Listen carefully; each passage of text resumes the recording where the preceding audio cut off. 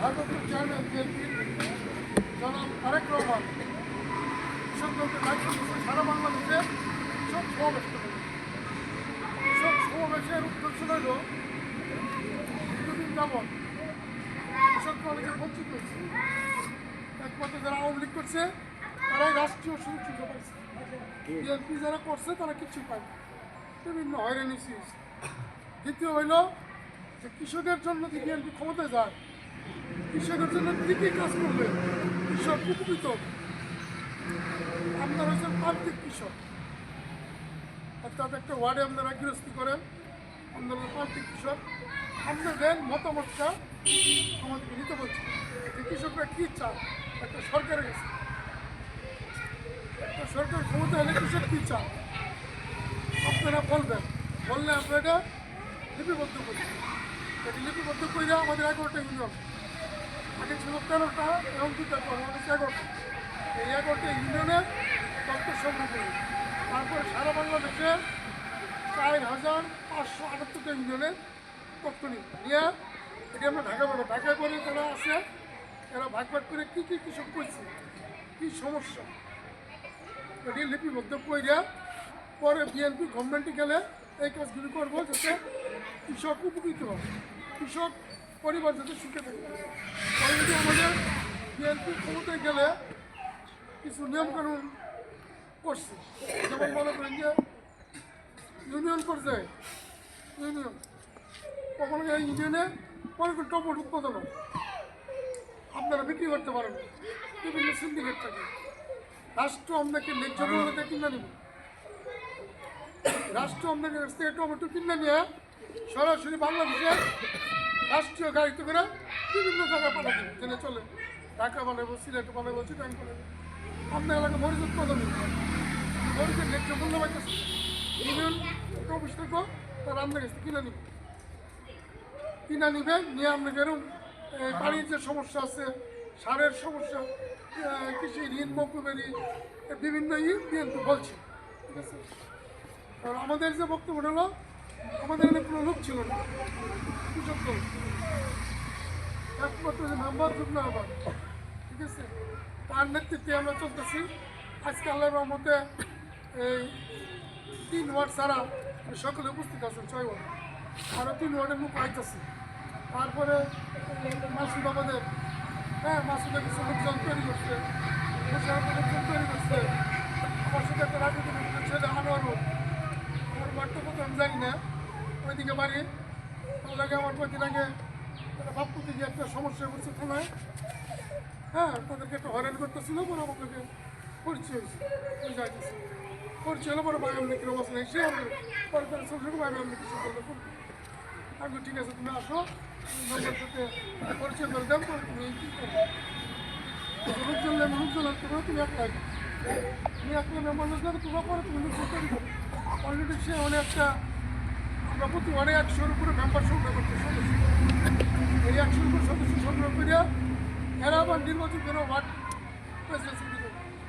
Word Presidency করিয়া পরে তারা ইউনিয়নের যারা নেতা হইব ইউনিয়নের সম্মেলন হইব। কারণ আমরা আহ্বায়ক কমিটি দেবো, কৃষক সমাবেশ পরে কর্মী মাধ্যমে আহ্বায়ক কমিটি দেবো। আহ্বায়ক কমিটি দেওয়ার মালিক হলো আমার আহ্বায়ক পুতালির আর সদস্য সচিব সিনিয়র যুগ্ম আহ্বায়ক, 3 জনের স্বাক্ষরে কমিটি হবে। আরেকজন যুগ্ম আহ্বায়ক আছে সাইফুল চিত্রাবাড়ি তার, কারণ এই অবস্থায় আমরা মনে করি না যে তৃণমূলের বিএনপিকে শক্তিশালী করতে হবে, কৃষকদেরকে শক্তিশালী করতে হবে। কৃষকের ভাগ্যের উন্নয়ন না হলে বাংলাদেশের ভাগ্যের উন্নয়ন হবে। কৃষক যদি সুখী থাকে বাংলাদেশ সুখী থাকবে, কৃষক ভালো থাকলে বাংলাদেশ ভালো থাকবে। কারণ কৃষক যদি একটা পণ্য উৎপাদন করিয়া লসে বেছে পরের বছর আর কৃষক এই গৃহস্থটা করবে না, তাতে আমরা আর্থিকভাবে বাংলাদেশ ক্ষতিগ্রস্ত। কেমন ক্ষতিগ্রস্ত? আমাদের 150 টাকা বিদেশে চলে যাবে। কেমন বিদেশে চলে যাবে? মনে করেন আমরা পেঁয়াজ আনি বিভিন্ন তুরস্ক থেকে, ইন্ডিয়ার থেকে, এই আমরা বার্মার থেকে, বিভিন্ন দেশ থেকে আমরা পেঁয়াজ আনি। এবার এই বছর আমাদের পেঁয়াজ আমরা নিজের উৎপাদন করছি, তাহলে আমাদের টাকাটা বিদেশ গেল না, তো বিদেশ গেল ডলার গেল না। তাহলে ডলার না গেলে আমার রেমিটেন্স আসতেছে বিদেশি, আমার যে আর্থিক যে ব্যাংকিং সেক্টরটা শক্তিশালী থাকবে। তাই আমরা নিজের উৎপাদন করবো যাতে কৃষক ক্ষতিগ্রস্ত না হয়। যার কারণে রাষ্ট্র কৃষককে ঋণ দেন, অল্প সুদে ঋণ দেন। কেন দেন? যাতে কৃষক তার টাকা নাই কিন্তু সে শ্রম দিতে পারে, তার জমি আছে, আবার একটু জমি আছে সে করতে পারে না, বর্গা নিয়ে সে জমি করে, তার টাকা নাই, সরকার এটা ঋণ দেয়। ঋণ দিয়ে যাতে সে আর্থিকভাবে এবং আমার দেশ উপকৃত হয়। এটা আমাদের মূল। আর আগামী দিনে যারা কৃষক দল করবেন, এই ইউনিয়নে যারা নেতৃত্ব দেবেন কৃষক দল, আগামীতে মৎস্য ঋণ, ফিশারি যেটা বলি আমরা, ডেইরি ঋণ, পোলট্রি ঋণ, এইগুলো কৃষকদের নেতাদের স্বাক্ষরে হবে। তারা তৃণমূলে দেখবেন যে অরিজিনাল সে টাকাটা নিয়ে কৃষিকাজে লাগাইবে। তো অনেক সময় দেওয়া যায় যে নেতারা কৃষি ঋণটা একজনের লয়ে গেল 50 লাখ নিয়ে অন্য ব্যবসা করতেছে, কৃষির উপরে খাড়ে না। যার কারণে তৃণমূলে কৃষকদেরকে দায়িত্ব দেওয়া হবে আগামী দিনে। এবং সারের যে ডিলার, এই ডিলারের ব্যবসারা যারা কৃষক সাথে জড়িত, এদেরকে কৃষক দলের সাথে সম্পৃক্ত, এদেরকে আমরা ডিলার ক্যান্সেল করে দেয়, এদেরকেও ডিলার দিবে, যাতে ব্যবসা না করে তারা যে রাষ্ট্র যে প্রফিট দেয়, এই প্রফিটের মাধ্যমে যাতে আমার কৃষক যাতে সঠিক সারটা পায়। দেখা যায় সারের গাইলে আছে 1000 টাকা, নিতেছে 1400 টাকা, 1500 টাকা, পেঁয়াজ বেশি না দেন কোনো ছাড় নেই, কৃষক সমস্যা করে দেয়। একটা ভালো বিচার লেগে গেছে, যার জন্য আমাদের সরকারের টিকায় ধরকে চাকরিতে দেখভাল করতেছে।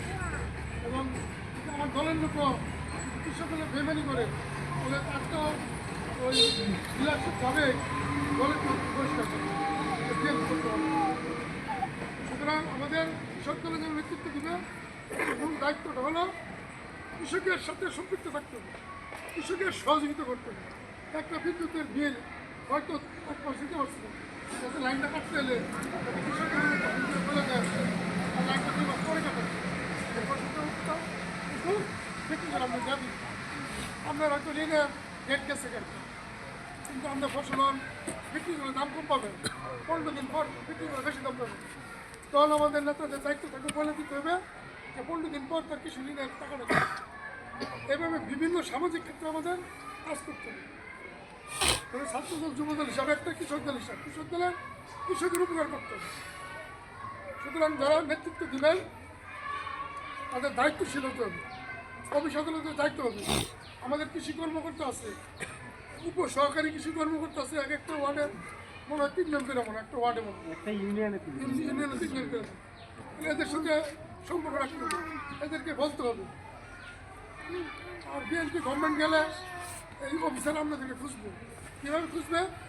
মন্ত্রী বলে দিবে ডিজিকে, ডিজি বলে দিবে আমরা প্রত্যেক জেলার ডিডিকে, ডিডি বলে দিবে প্রত্যেক উপজেলা কৃষি কর্মকর্তা, উপজেলা কৃষি কর্মকর্তা হলো মাঠ সহকারী কৃষি কর্মকর্তা, তারা খুঁজছে আমরা রেখে নিয়ে আজকে। তবে আওয়ামী লীগের মতো আমরা যাতে কৃষকের যেটুকু আর প্রাপ্য যাতে আমরা নিজেরা লুট করে পারি। ব্যবসা করার সুবিধা তো অনেক পাবে, কৃষকের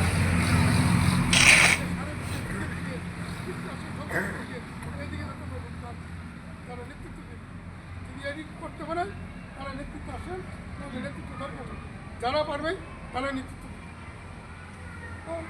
এখন যে জিনিসটা হলো আজকে আমাদের যে লোক আছে, আমরা কিন্তু এটা একটা ইয়ার মিটিং একটা কমিটি করবাম, কৃষক সমাবেশ প্রস্তুতি করছি।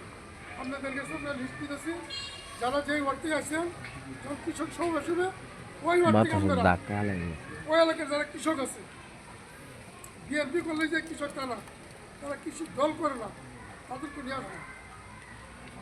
যার 100 বিঘা 50 বিঘা জমি আছে তারা নিয়ে আসবে, যার 1 কাঠ আছে তারা নিয়ে আসবে, যার কিছু নাই তারা নিয়ে আসবে। তোমার কথা থাকলে তুমি বলো, তুমি বলতে পারবে না, আগামী দিনে তোমাদের সুবিধা দিবে সরকার। এবং আমাদের মূল উদ্দেশ্য নেই না, যাতে কৃষকের সাথে বিএনপির সম্পর্কটা ভালো থাকে, যাতে কৃষকের এই দেশে আমাদের 75 থেকে 80% লোকই কৃষক। সুতরাং এদেরকে অবহেলা করে একটা দেশ উন্নতি হতে পারবে। কৃষি নির্ভর বাংলাদেশ, বাংলাদেশ চলবে জিয়াউর রহমান হালকাটা কর্মসূচি আজ থেকে 40-45 বছর আগে উনি নিচ্ছেন। এখন আমরা উপলব্ধি করতেছি যে খাল কত দরকার, সেই খালে মৎস্য চাষ হইতেছে, বিদেশি গরু নিয়ে আসছে। যেমন আমরা চাইনার থেকে আমরা 50 ব্যাগ সেলো মেশিন যেমন মনে হচ্ছে কৃষকের আমরা আধুনিক যন্ত্রপাতি আসতেছে। আমরা কৃষি ঋণ মকুব করছি, আগামীতে গেলে বিএনপি আরও বেশি কৃষি ঋণ মকুব করবে। আমাদের যে দায়িত্ব হলো